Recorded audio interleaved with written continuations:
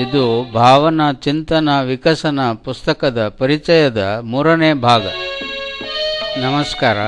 ಈ ಚಲನಚಿತ್ರದಲ್ಲಿ ನಾನು ಈ ಪುಸ್ತಕದಲ್ಲಿರುವ ಕೆಲವು ವಾಕ್ಯಗಳನ್ನು ಪುನರುಚ್ಚರಿಸಿ ಅವುಗಳು ನನಗೆ ಇಷ್ಟವಾದುವೆಂದು ಹೇಳಿದ್ದೇನೆ ಮತ್ತು ನನ್ನದೇ ಆದ ರೀತಿಯಲ್ಲಿ ಅವುಗಳನ್ನು, ಆ ವಿಚಾರಗಳನ್ನು, ಆ ವಚನಗಳನ್ನು ವಿವರಿಸಲು ಪ್ರಯತ್ನಪಟ್ಟು ನನ್ನ ಹತ್ತಿರ ಇದ್ದ ಕೆಲವು ವಿಡಿಯೋ ಮುದ್ರಣದಿಂದ ಆಯ್ದ ಚಿತ್ರಗಳನ್ನು, ಸಿನಿಮಾ ತುಂಡುಗಳನ್ನು ನಿಮಗೆ ತೋರಿಸಿದ್ದೇನೆ. ಈ ಪುಸ್ತಕದ ಸರಿಯಾದ ಪರಿಚಯ ಆಗಬೇಕಾದರೆ ವೀಕ್ಷಕರು ಈ ಪುಸ್ತಕವನ್ನು ಓದಿಯೇ ಪಡೆಯಬೇಕು. ಈ ಚಲನಚಿತ್ರವನ್ನು ನೋಡಿದ ಮಾತ್ರಕ್ಕೆ ಆ ಪುಸ್ತಕದಲ್ಲಿದ್ದ ಎಲ್ಲ ವಿಚಾರಗಳನ್ನು ತಿಳಿದುಕೊಂಡೆವೆಂದು ತಿಳ್ಕೊಳ್ಳಬೇಡಿರಿ ಎಂದು ನನ್ನ ಪ್ರಾರ್ಥನೆ. ಈಗ 38ನೆಯ ಅಧ್ಯಾಯ, ಅಸೂಯೆ ಹೋಗಲಾಡಿಸುವುದು ಹೇಗೆ. ಅಸೂಯೆಯು ಮನಸ್ಸಿನ ಕಿರಿತನ. ಅದೊಂದು ನಕಾರಾತ್ಮಕ ಯೋಚನೆ. ಇತರರ ಏಳಿಗೆ ಸಹಿಸದಾದಾಗ ಅಸೂಯೆಯ ಉತ್ಪತ್ತಿಯಾಗುತ್ತದೆ. ತಾನು ಐಶ್ವರ್ಯವನ್ನು, ಅಧಿಕಾರವನ್ನು ಕಳೆದುಕೊಂಡಾಗಲೂ ಇತರರ ಮೇಲೆ ಅಸೂಯೆ ಉಂಟಾಗಬಹುದು. ಹೊಟ್ಟೆ ಕಿಚ್ಚೆಂಬುದು ಮುಖದಲ್ಲಿ ಅಥವಾ ವರ್ತನೆಯಲ್ಲಿ ವೇದ್ಯವಾಗುತ್ತದೆ. ಬಡವರಾಗಲಿ, ಸಾಹುಕಾರರಾಗಲಿ, ವಿದ್ಯಾವಂತರಾಗಲಿ, ಅವಿದ್ಯಾವಂತರಾಗಲಿ, ಬುದ್ಧಿವಂತರಾಗಲಿ, ಮೂರ್ಖರಾಗಲಿ, ಯಾರೂ ಈ ಹೊಟ್ಟೆ ಕಿಚ್ಚಿನಿಂದ ಮುಕ್ತರಲ್ಲ. ಬುದ್ಧಿವಂತರು ಇದನ್ನು ತೋರಿಸಿಕೊಳ್ಳದೆ ಜಾಣತನದಿಂದ ಮುಚ್ಚಿಡಲು ಸಮರ್ಥರಾಗಿರುತ್ತಾರೆ. ಭೌತಿಕ ಸಂಪತ್ತಿದ್ದರೂ ಮಾನಸಿಕ ಬಡತನ ಕೆಲವರನ್ನು ಕಾಡುತ್ತದೆ. ಭೌತಿಕವಾಗಿ ಬಡತನವಿದ್ದರೂ ಮಾನಸಿಕ ಸಿರಿತನ ಕೆಲವರಿಗೆ ಆನಂದ ಸಾಮ್ರಾಜ್ಯವನ್ನೇ ಒಡ್ಡುತ್ತದೆ. ಅತ್ಯಂತ ಪ್ರೀತಿ ಪಾತ್ರರಾದ ಹೆಂಡತಿ ಮಕ್ಕಳೂ ಸಹ ನಮಗೆ ಸದಾ ಸರ್ವದಾ ಸಂಗಾತಿಗಳಲ್ಲ. ಒಂದು ಬೇಕಾದರೆ ಇನ್ನೊಂದನ್ನು ಬಿಡಬೇಕು. ಹಣ ಮುಖ್ಯವಾದರೆ ಸಂಸಾರದಿಂದ ಅಗಲಬೇಕು. ಸಂಸಾರವೇ ಮುಖ್ಯವಾದರೆ ಸಂಪಾದನೆ ಕಡಿಮೆಯಾದೀತು. ಒಮ್ಮೆ ಹೆಂಡತಿ ಮಕ್ಕಳಿಂದ ಸಂತೋಷವಾದರೆ ಇನ್ನೊಮ್ಮೆ ಅವರಿಂದಲೇ ಬೇಸರವೂ ಬೇರ್ಪಡೆಯೂ ಆಗಬಹುದು. ಈಗ 53ನೇ ಅಧ್ಯಾಯ, ಮೌನದ ಮಹಾಶಕ್ತಿ. ಕತ್ತಿಗಿಂತ ಲೇಖನಿ ಚೂಪು, ಮಾತಿಗಿಂತ ಮೌನವು ಮೊನಚು. ಮೌನವು ಮಹಾಶಕ್ತಿ.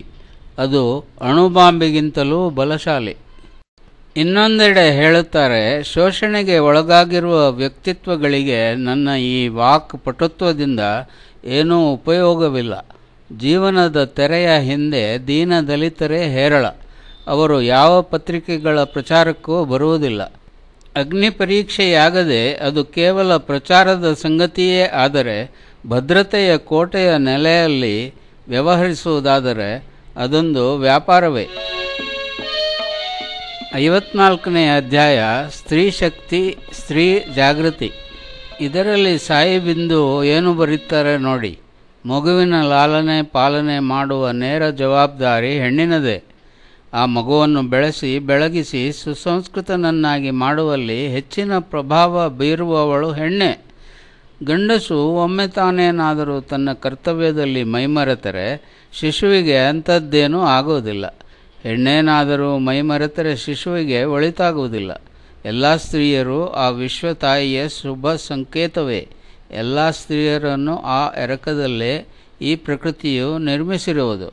ಮಾನವ ತಾಯಿಯಾದವಳು ಸಹ ತನ್ನ ಸಹಜ ಧರ್ಮದಲ್ಲಿ ಮಗುವಿಗಾಗಿ ತನ್ನ ಸರ್ವಸ್ವವನ್ನು ತ್ಯಾಗ ಮಾಡಲು ಸಿದ್ಧಳಿರುತ್ತಾಳೆ. 55ನೆಯ ಅಧ್ಯಾಯದಲ್ಲಿ ಏನಿದೆ ಎಂದು ನೋಡೋಣ. ಸ್ವದೇಶೋ ಭುವನತ್ರಯಂ.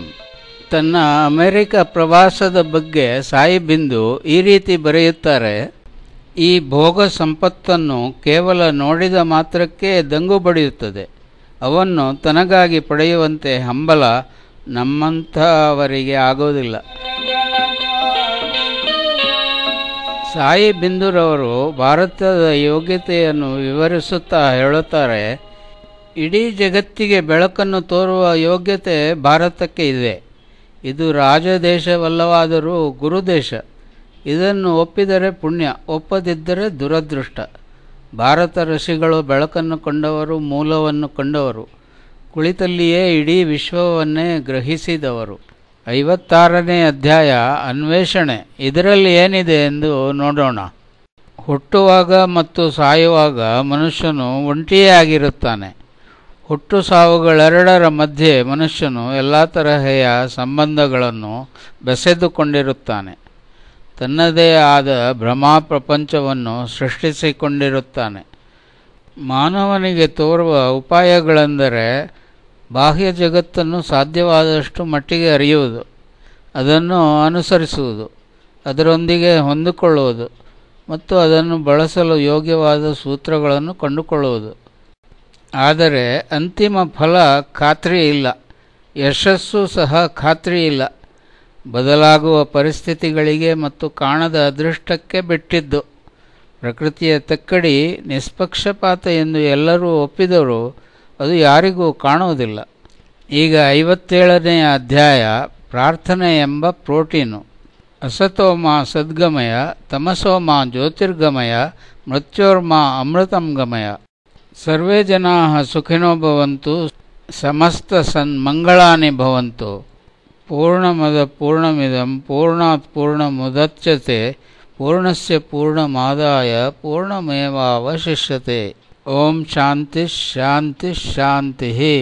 ಓಂ ಸಹನಾವವತು ಸಹನೌ ಭುನಕ್ತು ಸಹ ವೀರ್ಯಂ ಕರವಾವಹೈ ತೇಜಸ್ವಿನಾವಧೀತಮಸ್ತು ಮಾ ವಿದ್ವಿಷಾವಹೈ.